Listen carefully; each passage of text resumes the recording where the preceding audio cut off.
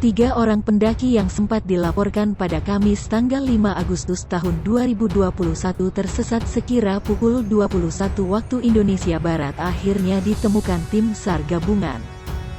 Ketua Posko Pencarian SAR Kabupaten Semarang Agus Purnomo mengatakan para survivor yang terdiri dari Roni, Mindiana dan Seto ditemukan tim SAR pada titik pencarian tidak jauh dari lokasi Sendang Suroloyo.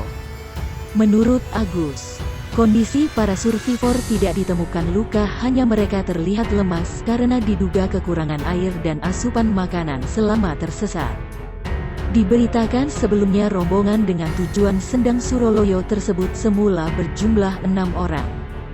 Tapi, setelah sampai tujuan 3 orang lainnya sudah turun dan kembali ke rumah masing-masing.